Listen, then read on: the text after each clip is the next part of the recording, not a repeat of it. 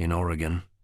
The sudden disappearance of a young college student in broad daylight signals the work of a particular kind of predator, someone calculating, experienced, and cold-blooded. When this happens, the Bureau quickly mobilizes. A kidnapping in broad daylight, without a single witness, is a rare and alarming event. Investigators have almost nothing to go on. It's around 10 a.m. when 9-year-old Brooke Wilberger begins her morning routine at the Oak Park Apartments, located near Oregon State University. The apartment complex is managed by her sister, Stephanie, and brother-in-law, Zach. On this clear, sunny morning, Brooke is helping with some maintenance tasks, cleaning the light posts and checking on tenants' units. It's a simple, familiar job, something she's done many times before. Brooke, a bright and beautiful blonde, is a sophomore at Brigham Young University, where she studies speech pathology. Each summer, she returns home to Oregon to work and spend time with her family. Her sister recalls how close Brooke was to them and their children, describing her as warm, reliable, and deeply caring. That morning, Brooke plans to meet Stephanie for lunch at noon.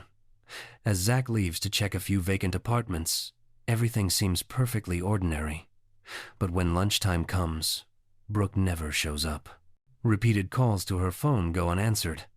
For her sister, this is immediately unsettling. Brooke would never simply vanish without a word.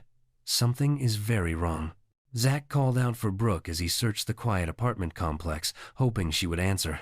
He knew which apartments she had been assigned to check that morning, and during short breaks from his own duties, he began looking through them one by one. Each time he found nothing, his unease grew stronger. He later explained that he had gone through every unit Brooke was supposed to visit but couldn't find her anywhere. His concern deepened further when he returned to their apartment and saw that her wallet and keys were still inside. Outside, her car remained parked in the same spot, untouched since the morning. Near the lamp post where she had been working, he discovered her flip-flops and the bucket she had been using. That was the moment he began to feel that something was seriously wrong. By around 3 p.m., after hours of searching without success, Zach decided to call Brooke's mother, Cammie, to ask whether she had heard from her daughter. Cammie immediately sensed that something was terribly wrong. She later said she had known right away that Brooke would never just walk off or leave without telling anyone. Even while away at college, Brooke had made a point to call her every day. The family began contacting hospitals and searching the entire apartment complex repeatedly. When all efforts failed, Zach decided to contact the authorities. In his 911 call, he identified himself as the manager of the Oak Park Apartments and explained that his 9-year-old sister-in-law had been doing outdoor maintenance work earlier that day. He reported that her belongings and shoes were still at the site, but she had been missing for several hours. Within minutes, Detective Shan Hall and his partner from the Corvallis Police Department arrived at the complex. They interviewed Zach and his wife, Stephanie, asking whether Brooke might have left for lunch, gone shopping, or visited a friend. Zach told them that Brooke had never left the complex during her work hours and had always been reliable in the years she had helped there. By that point, the investigators began to realize that Brooke's disappearance was not a misunderstanding, it was the beginning of something far more troubling. Detectives soon discovered that at the time she vanished, Brooke had been dressed in a hooded sweatshirt, an Anne Klein wristwatch, and a ring engraved with the letters CTR. The inscription, short for "Choose the Right," was a well-known Mormon motto, a simple but powerful reminder to live with honesty, faith, and moral strength. Detective Hall then made his way to the spot near the lamppost where Brooke had last been seen. What he found there immediately filled him with unease. Her cleaning supplies were still neatly arranged beside the post, untouched since that morning. Just a few steps away lay her flip-flops left behind in broad daylight, something entirely out of character for Brooke. As Hall examined the area more closely, he noticed that one of the flip-flops was torn, the toe strap ripped completely free. After 14 years in law enforcement, he knew that kind of damage rarely happened by accident. To him, the sandals didn't look worn out or carelessly discarded, they looked like evidence of a struggle. It appeared as though Brooke had been pulled or forced away so abruptly that her footwear had been torn from her feet. At that moment, Detective Hall became certain that Brooke hadn't simply walked away. Whatever had happened, it was far more serious than anyone had first imagined. Within minutes, the once quiet apartment complex was transformed into a chaotic scene of flashing lights and urgency. Patrol cars and unmarked vehicles poured in as officers moved swiftly to secure the area with bright yellow tape. Shortly after, Brooke's parents arrived, only to be met with every parent's worst nightmare: a parking lot filled with police activity, investigators combing the scene, and a heavy silence that spoke louder than words. Her mother would later describe the moment as utterly terrifying, recalling how her heart sank the instant she saw the swarm of officers and flashing lights. Detectives wasted no time. They began knocking on doors throughout the neighborhood, questioning residents and handing out missing person flyers. By evening, a website dedicated to finding Brooke had gone live, and local news stations in nearby Eugene had joined in spreading the word. The response from the Corvallis community was immediate and overwhelming. In just a few hours, word of Brooke's disappearance had reached nearly every corner of town. What had begun as a quiet spring day had turned into a chilling mystery that shook the heart of a small, close-knit community, one that refused to stand by silently while one of their own was missing. By the time darkness settled over Corvallis, hundreds of volunteers had gathered, flashlights in hand, ready to help search for Brooke. The news of her disappearance had spread rapidly, uniting the community in a collective sense of urgency and fear. Neighbors, students, and even strangers from nearby towns arrived, determined to do whatever they could to bring the young woman home. As investigators began collecting statements, several residents of the Oak Park apartments reported hearing something chilling earlier that morning, a scream that shattered the quiet around 10 a.m., the same time Brooke was last seen. 3 separate witnesses described hearing a brief but piercing cry, sharp enough to carry through the still air and into their apartments. Each of them lived in different sections of the complex, yet none recalled seeing any disturbance or unusual activity afterward. The lack of follow-up noise, no struggle, no running footsteps left detectives deeply unsettled. It was as though something terrible had happened in an instant, and then complete silence had followed. For investigators, the situation was dire. Experience had taught them that in abduction cases, every passing minute mattered. The statistics painted a grim reality. Nearly half of all abducted victims lose their lives within the first hour, more than 75% within 3, and close to 90% within 24. Realizing that Brooke had already been missing for nearly 5 hours by the time the call came in, detectives knew they were racing against time, and that every second could make the difference between finding answers and losing them forever. The Corvallis Police Department wasted no time in escalating the search for Brooke. Within hours, they assembled a multi-agency task force and reached out to federal authorities for support. Knowing they were facing a potential abduction case, they called in the one organization best equipped to handle such investigations, the FBI. At around 6:30 that evening, Supervisory Special Agent Joe Boyer, a seasoned investigator with 22 years of experience, received the urgent call. He later recalled that, at that moment, no one could say for certain what had happened to Brooke. If her disappearance was the result of a random abduction, it might mean they were dealing with a serial predator or even a federal kidnapping case that had crossed state lines. The uncertainty was alarming, and every passing minute made the situation more critical. Recognizing the potential gravity, the FBI immediately committed its resources to the investigation. By 8 a.m., the next morning, Agent Boyer arrived at the newly established command center inside Corvallis Police Headquarters. Joining him was Special Agent Tim Suttles, a former district attorney, investigator, and trained hostage negotiator. Together, they began reviewing Brooke's background, movements, and the early evidence collected from the scene.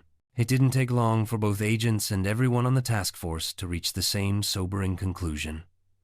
Brooke had not simply walked away. The only explanation that fit the facts was that she had been taken against her will. Although evidence was painfully limited, the task force refused to give up hope. Detective Sean Hall, who had been involved since the first moments of the case, made a personal promise to himself and to Brooke's family that he would not rest until he discovered what had happened to the missing young woman. Hall carried a constant reminder of that promise with him everywhere he went.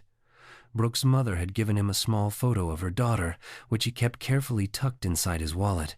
Each morning before heading out, he would look at the picture and remind himself that Brooke was not just another name on a report or a case number in a file. She was a daughter, a sister, and a beloved member of a family whose lives had been shattered. That simple act kept him grounded, driving him to pour every ounce of effort into the investigation. But what Hall could not have anticipated was how grueling the months ahead would be. Despite the task force's tireless dedication, the search brought more frustration than progress. Days turned into weeks, and leads faded almost as quickly as they appeared. Each passing hour made it harder to believe that Brooke could still be found alive. The detectives faced what felt like an impossible challenge. There was no clear crime scene, no known suspect, and no physical evidence to guide them. All they had were Brooke's flip-flops, her bucket of cleaning supplies, and the haunting reports from 3 witnesses who had heard a scream. There was no description of a getaway vehicle, no eyewitness to an abduction, and no direction in which to turn. It was as if Brooke had simply vanished into thin air. By the 25th of May, 2004, just one day after 9-year-old Brooke Wilberger had vanished while cleaning a lamppost near Oregon State University, the FBI and local task force were racing against time. Their goal was simple yet daunting: to find Brooke alive. But as one investigator later reflected, most criminal cases begin with something tangible: a body, a crime scene, a suspect, or at least a witness. In Brooke's case, there was none of that. They were starting entirely from nothing. In the days that followed, Brooke's family threw themselves into action. Determined not to let her story fade, they created a website, findbrooke.com, and organized a massive awareness campaign. Over 4,000 posters, banners, and billboards featuring Brooke's photo and details of her disappearance were distributed throughout Oregon. Though the Wilbergers were typically a quiet, private family, they understood that sharing Brooke's image as widely as possible was their best chance of finding her. Their efforts quickly made an impact. Almost immediately, tips began pouring in from across the state. Phone lines buzzed non-stop, and emails arrived by the dozens each hour. But with this sudden wave of information came a new and overwhelming challenge: figuring out which leads might actually matter. Many callers were sincere, offering observations or hunches they believed could help, yet few had anything solid to provide. Within days, the command center was buried under stacks of tip sheets. Investigators had no choice but to start sorting through them one by one, trying to decide which clues were worth chasing first. Among the flood of reports investigators received, 2 stood out as particularly significant. Multiple witnesses described seeing a suspicious man driving a green van near the Oregon State University campus on the morning Brooke vanished. One woman mentioned that the van's back seat was missing and admitted she had felt uneasy the moment she noticed it. She had been walking northbound when the vehicle drew her attention, an observation that would soon become a key detail in the investigation. According to witness statements, a young woman recounted that the man in the green van had approached her earlier that morning. He had driven up from behind, pulled ahead to block her path, and claimed to be lost while asking for help with a map. She later told investigators that something about the situation felt wrong.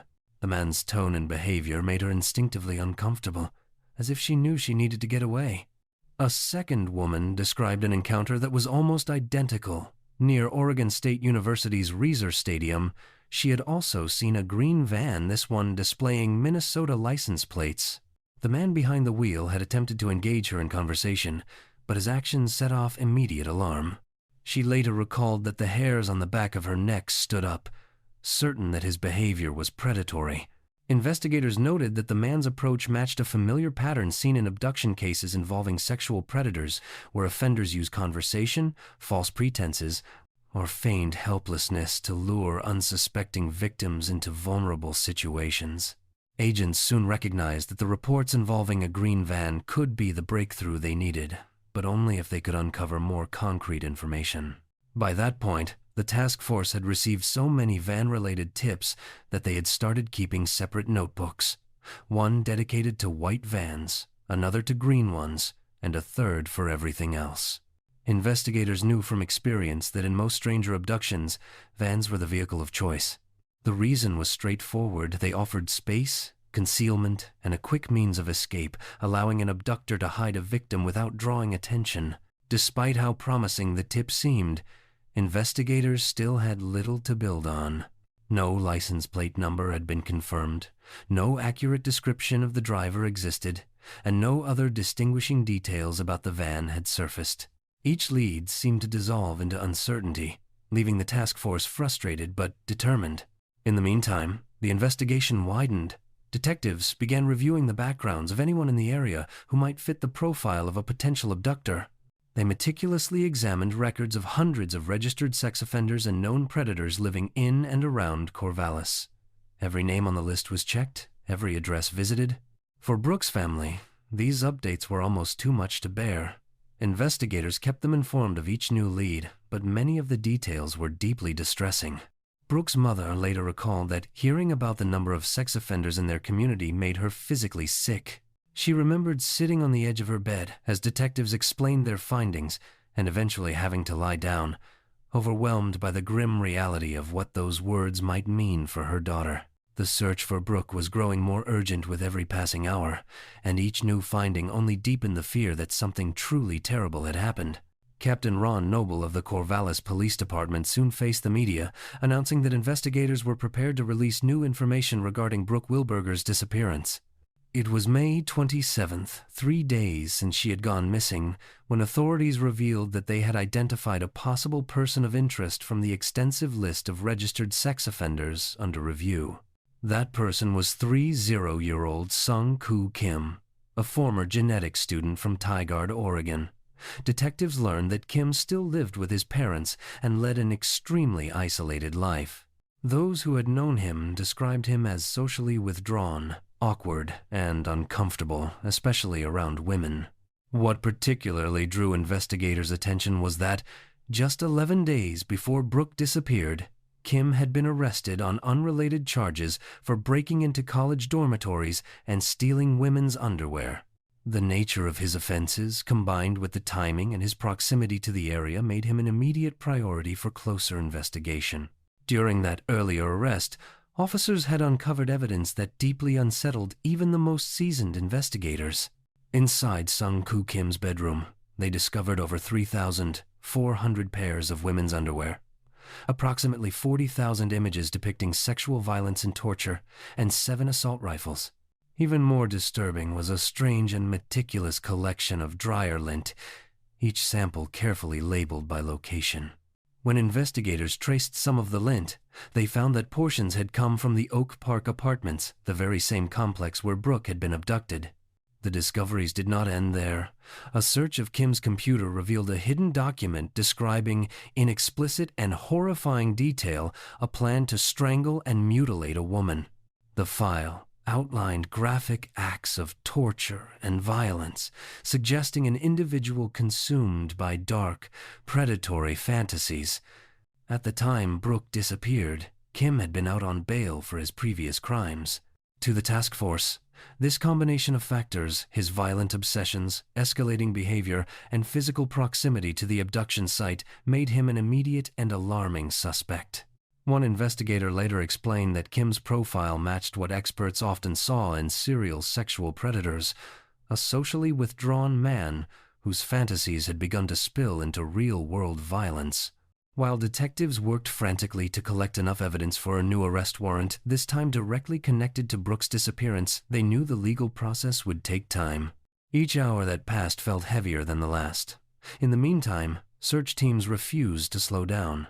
Crews and volunteers combed through rivers, lakes, ponds, wooded areas, and even stretches of the Oregon coastline, hoping to find any trace of the missing young woman. Despite their relentless efforts, every lead turned into another dead end. As May 28th arrived, 5 long days since Brooke had vanished, the initial surge of hope within the task force began to fade. Many investigators privately feared that they were running out of time and clues. Then, just as frustration was reaching its peak, a breakthrough finally came. Authorities obtained a formal arrest warrant for Sung-Koo Kim, marking a critical though uncertain turning point in the case. At dawn on May 29th, the stillness of a quiet suburban neighborhood was shattered when a SWAT team surrounded the home of Kim's parents. Officers ordered him to show his hands as they moved in to execute the warrant. Inside the residence, investigators found more incriminating material: computers, cameras, videotapes, and even a book titled The Beginner's Guide to Lockpicking. Kim was arrested and placed in custody, his bail set at $10 million. However, back at the task force command center, the atmosphere was far from celebratory. A serious debate broke out among investigators. Some were convinced that Sung-Koo Kim was the man responsible for Brooke's abduction, while others were not so sure. The evidence, while disturbing and suggestive, failed to directly link him to the crime. And without that crucial connection, the question remained painfully unresolved: had they really caught Brooke's abductor, or were they still looking for someone else? Kim soon offered what appeared to be a solid alibi. He told investigators that on the morning Brooke vanished, he had been at home making stock purchases online at 11:14 a.m. To support his claim, he pointed to a store surveillance video from Tigard, roughly 76 miles from Corvallis, that showed him buying a laptop just over an hour after Brooke disappeared. The footage placed him far from the scene, forcing detectives to reconsider their theory. As they reviewed the evidence, investigators realized there was nothing that physically tied Kim to Brooke's disappearance. There was no DNA, no eyewitness, and no proof that he had even been in Corvallis that morning. The entire case against him, once so promising, began to collapse. Without direct evidence, prosecutors had no legal basis to charge him in connection with Brooke's abduction. The realization hit the task force hard. If Kim wasn't the one responsible, that meant the real abductor was still free and possibly preparing to strike again. The pressure to find answers grew more intense by the hour. By then, it had been 5 days since 19-year-old Brooke Wilberger vanished while cleaning a lamppost near Oregon State University. Each hour that passed without progress deepened the dread among investigators and her family alike. The community that had once felt safe now lived under a shadow of fear, knowing that a dangerous predator was still out there watching, waiting, and capable of doing it again. Authorities had taken 30-year-old Sung-Koo Kim into custody, but despite his deeply disturbing background, investigators still lacked the concrete evidence needed to tie him directly to Brooke Wilberger's disappearance. While federal and local agents continued working to strengthen their case, they also poured every available resource into the ongoing search for the missing college student. 3-person search teams were deployed across 5 Oregon counties, scouring back roads, open fields, and dense forest areas. Witnesses later recalled seeing long lines of volunteers stretched across the landscape, men and women moving in unison through the tall grass, calling Brooke's name, determined not to leave a single patch of ground unchecked. Her disappearance had struck at the heart of the Corvallis community. Brooke was known as a kind, dependable young woman, and her story had inspired strangers to join the search, many of them giving up their weekends and sleep to help bring her home. By June 5th, nearly 2 weeks after she vanished, search teams had covered more than 6,700 square miles and logged over 5,000 man-hours in the field. Despite the sheer scale of their efforts, not a single trace of Brooke was found. Exhaustion began to set in, and the emotional toll on volunteers was evident. Every search that ended empty-handed weighed heavier than the last. Eventually, investigators and volunteers were forced to confront a painful truth. The search couldn't go on forever. Many areas had been searched multiple times, and both manpower and morale were running low. When the decision was made to wind down the official search, it felt like defeat, a heartbreaking moment for everyone who had hoped that somewhere, somehow, Brooke might still be found alive. As the massive search effort came to an end, debate within the task force intensified. Some investigators continued to believe that Song-Koo Kim was responsible for Brooke Wilberger's disappearance, while others began to question that theory. One detective later admitted that Kim had initially seemed like the most convincing suspect. The timing, his disturbing criminal history, and his proximity to the area all appeared to fit. Yet, after months of exhaustive investigation, no solid evidence linked him to the crime. 5 long months passed as the task force worked tirelessly to find a connection between Kim and Brooke's disappearance. Every lead was pursued, every tip rechecked, but the results were always the same, nothing conclusive. Kim continued to deny any involvement, and his alibi held firm. Investigators even revisited earlier reports about a green van seen near the Oregon State University campus. But that promising clue also dissolved into another dead end. What had once been a fast-moving investigation had now gone completely cold. With few options left, Brooke's family focused on keeping the search alive in the public eye.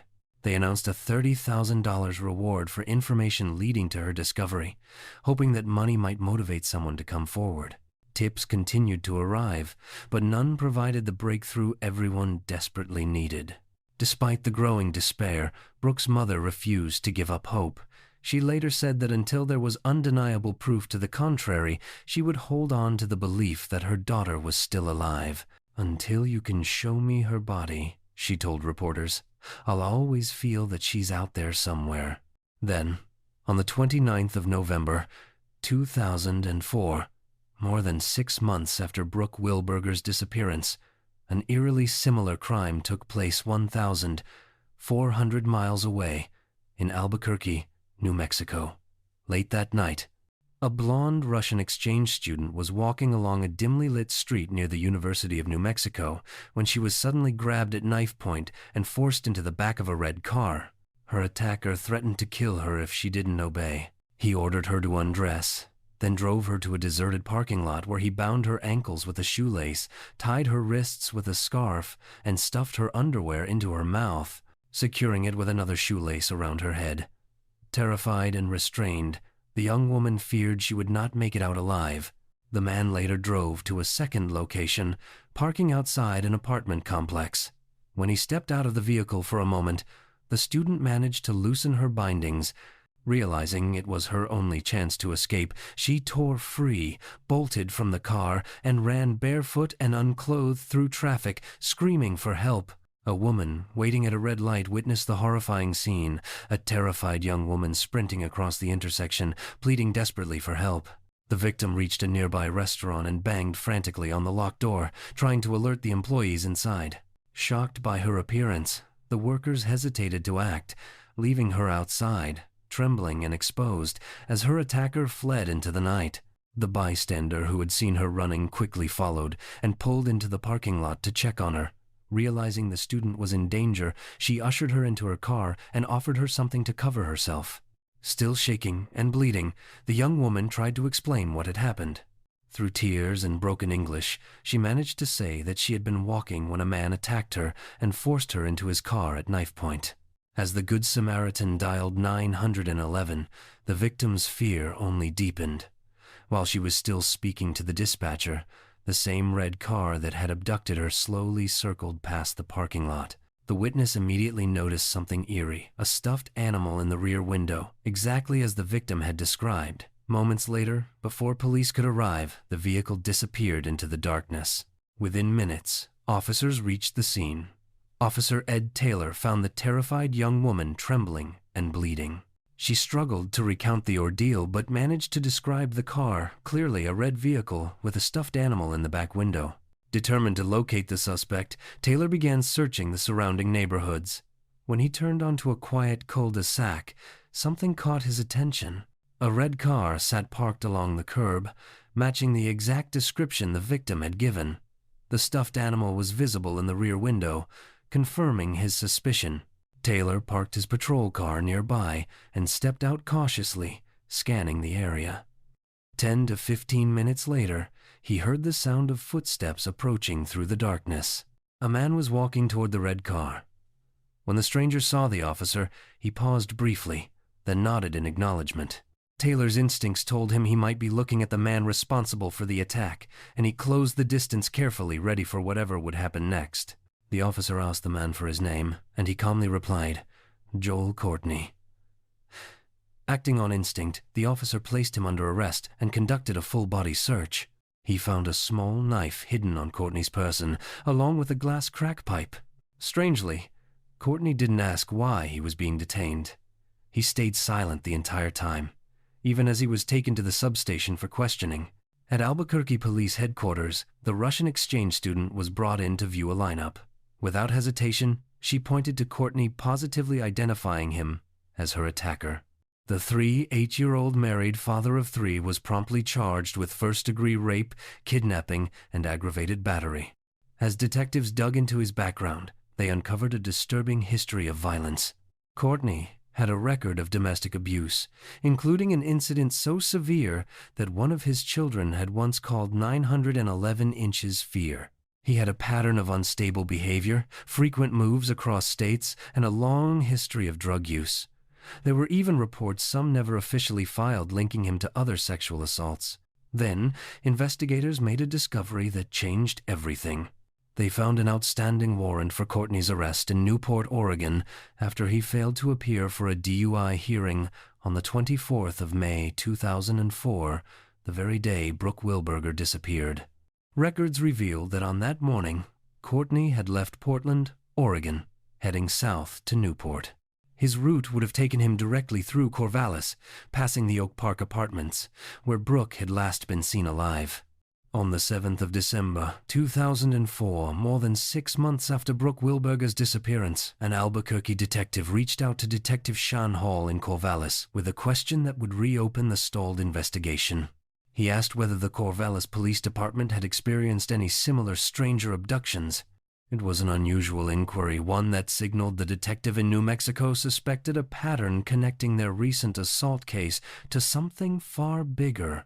For months, the Oregon Task Force had been chasing dead ends. Their only prior suspect, Sung-Koo Kim, had been thoroughly investigated but ultimately cleared of any direct connection. Now, for the first time in half a year, a new name had entered the case: Joel Patrick Courtney. As investigators began piecing together Courtney's movements, the parallels between his attack in Albuquerque and Brooke's disappearance in Corvallis became impossible to ignore. Both victims were young blonde women. Both attacks occurred near college campuses, and both involved violent, opportunistic abductions carried out in broad daylight. Still, detectives knew suspicion wasn't enough. They had no witnesses, no body, and no physical evidence tying Courtney to Brooke.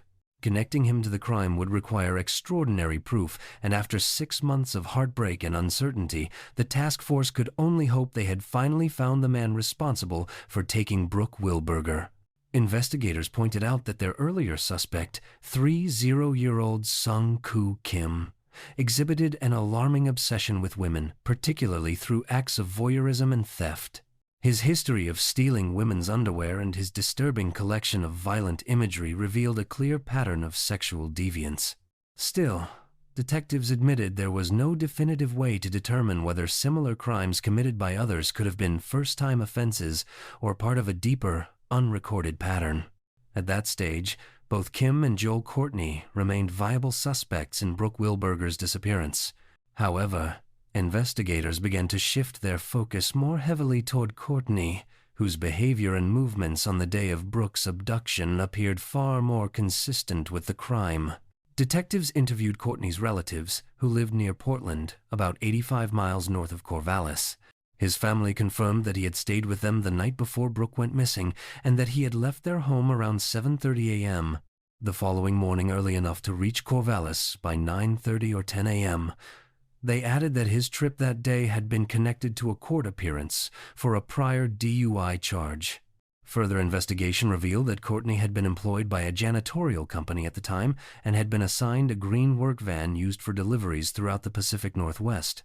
Rather than waiting to obtain a search warrant, investigator John Chilcote took a bold step. He purchased the van for $3,200 to ensure it could be examined immediately before any potential evidence was lost.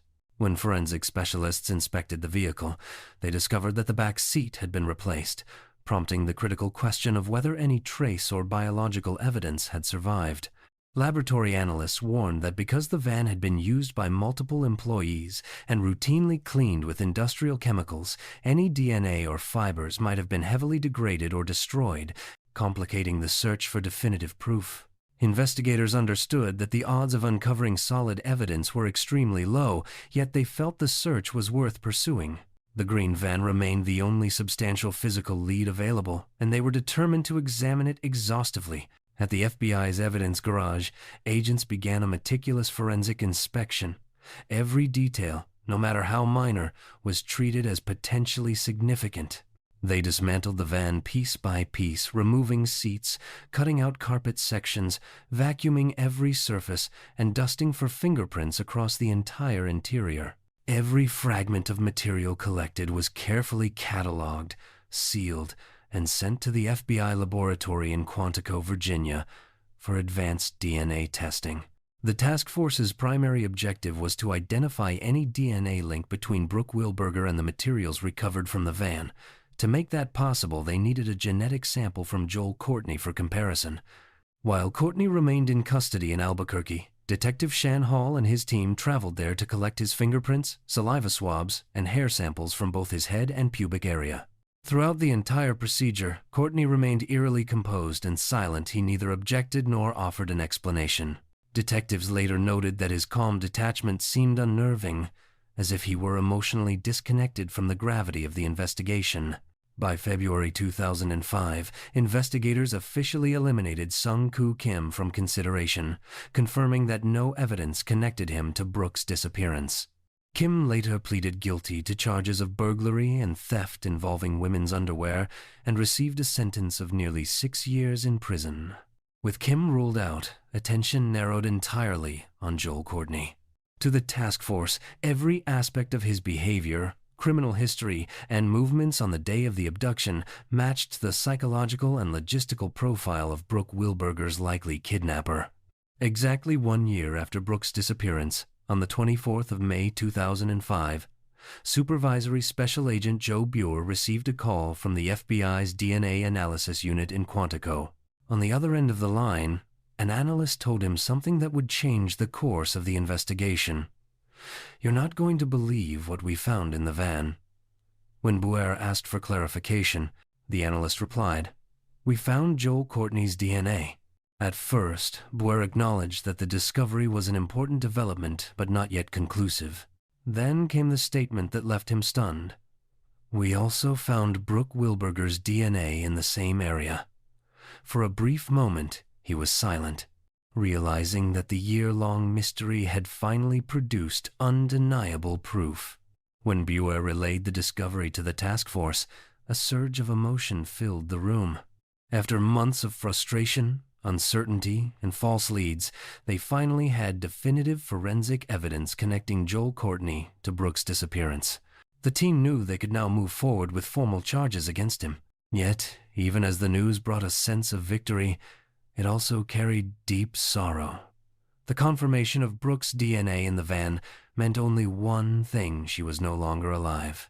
Investigators later recalled how the weight of that realization settled over the entire team.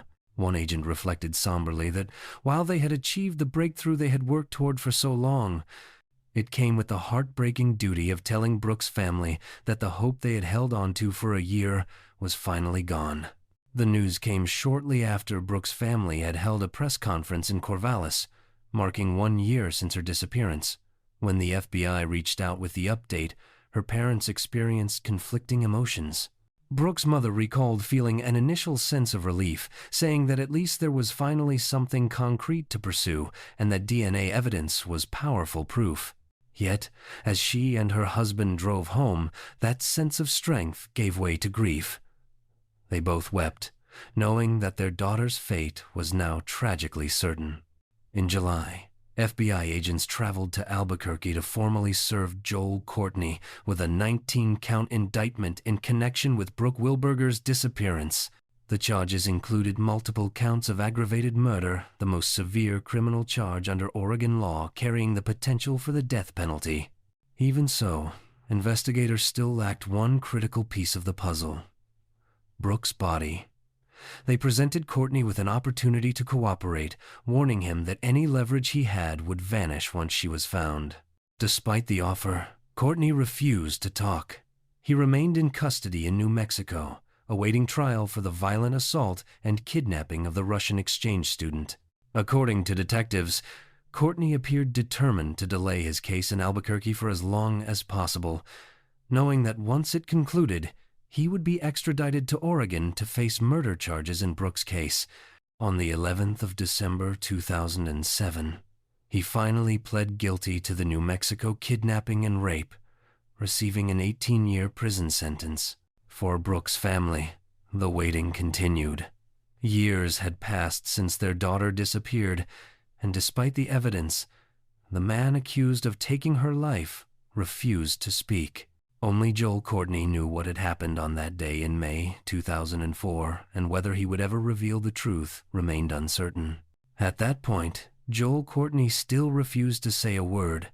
Investigators feared that without his cooperation, they might never find Brooke Wilberger's body. Every day that passed made recovery less likely, and the hope of giving her family closure began to fade. By April 4th, 2008, nearly 4 years after Brooke's disappearance and 3 years after Courtney's indictment for aggravated murder, he was serving time in an Albuquerque prison for the kidnapping of the Russian exchange student. After months of legal negotiations, he was finally extradited to Oregon to face trial for Brooke's murder. Benton County District Attorney John Haroldson presented Courtney with a straightforward offer. If he revealed where Brooke's body was, prosecutors would remove the death penalty from consideration and instead pursue a life sentence without parole. It was a final opportunity for Courtney to exchange information for mercy. However, he showed no interest in cooperating. Haroldson gave him 90 days to reconsider, but when the deadline passed, Courtney still remained silent. For the Wilberger family, the wait was excruciating. They had hoped that Courtney might finally confess, believing there was at least a 50-50 chance he would come forward. Each new development raised and then crushed their hopes again. It was an emotional roller coaster, moments of cautious optimism followed by waves of disappointment when nothing happened. Then, after more than a year of silence, everything changed. On September 21st, 2009, Joel Courtney finally accepted the district attorney's offer. He signed an agreement ensuring that he would spend the rest of his life in prison with no possibility of release. Along with the plea deal, he drew a detailed map pinpointing where he had left Brooke's body. Courtney's attorney later revealed the horrifying truth to investigators. On May 24th, 2004, the day Brooke disappeared, Courtney had spotted her while she was cleaning the lamppost near the Oak Park apartments. He then drove away briefly, stopping to approach 2 other women near Oregon State University. Those same women would later describe their unsettling encounters with a man driving a green van, a crucial detail that confirmed investigators' long-held suspicions about Courtney's movements that morning. The confession and the map would finally lead authorities to Brooke, ending one of Oregon's most haunting missing persons cases and bringing long-awaited answers to a family who had never stopped searching for the truth. Courtney eventually returned to the apartment complex where Brooke had been working, choosing a secluded area of the parking lot to carry out his plan. Pretending to be lost, he approached her for directions, holding what appeared to be a FedEx package. He told her he was trying to locate an address so he could deliver the box to a friend. Brooke, known for her kind and helpful nature, believed his story and walked over to assist him. As she tried to help, Courtney suddenly pulled a knife and pressed it to her throat, forcing her into his van. He then drove about half a mile away, where he stopped to bind her wrists and ankles with duct tape, warning her to stay quiet. From there, he drove to a remote forest roughly 10 miles west of Corvallis. During the terrifying drive, Brooke pleaded for her life. She spoke about her family and told Courtney that she forgave him, urging him to let her go and seek help instead. Courtney mentioned his struggles with drugs and alcohol, and Brooke continued trying desperately to appeal to his conscience.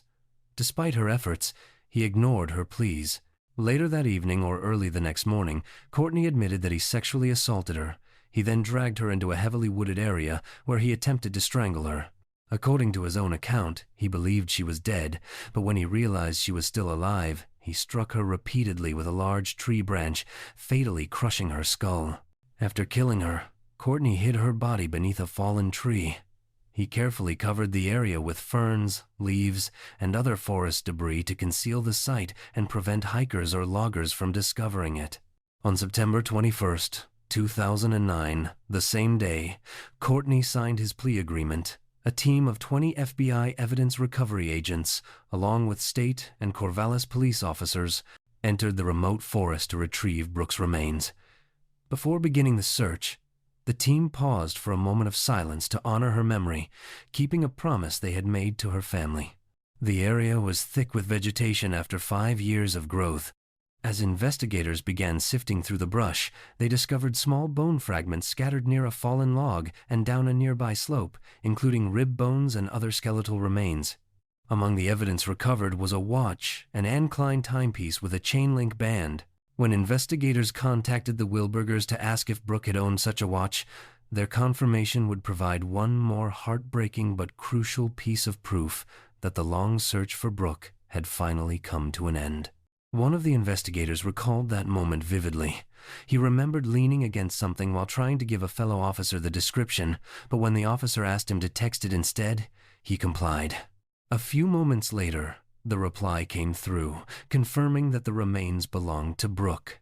He described feeling a deep heaviness in his heart, a weight that still lingered years later whenever he thought back to that instant. When he asked where exactly they had found her, and was told the area off the nearby highway, he immediately knew the location. He had been out there many times before and realized with painful clarity that he had unknowingly walked near her resting place several times. That realization, he said, was especially difficult to bear. For investigators, there was relief in finally closing the case and in knowing that Joel Courtney, a dangerous serial sexual predator, was no longer free. One of them reflected that he did not believe Brooke Wilberger had been Courtney's first victim, nor that the student in New Mexico would have been his last. It seemed impossible, he said, that Courtney had simply begun committing such crimes at the age of 38. Despite the closure of the investigation, the case would never truly fade from the memories of those who had worked on it. For several officers, it remained one of the most haunting experiences of their careers. And for the Wilberger family, it was something that could never fully disappear from their hearts. Even so, the Wilbergers found the strength to endure their loss through their deep Mormon faith. They expressed the hope that people would remember Brooke for the kind and compassionate person she had been. They also hoped that others might look at their experience and understand that it is possible to survive devastating hardship, to learn forgiveness, and to move forward without being consumed by hate. When people told them that at least they now had closure, Brooke's mother admitted that the word felt wrong. To her, closure didn't truly exist because nothing could undo what had happened. Real justice, she said, would have been for it never to have happened at all. When asked if she thought Courtney should pay for his crime, she quietly agreed. She said she believed that, eventually, he would face judgment, not in this life, but in the one to come, and that would be enough for her.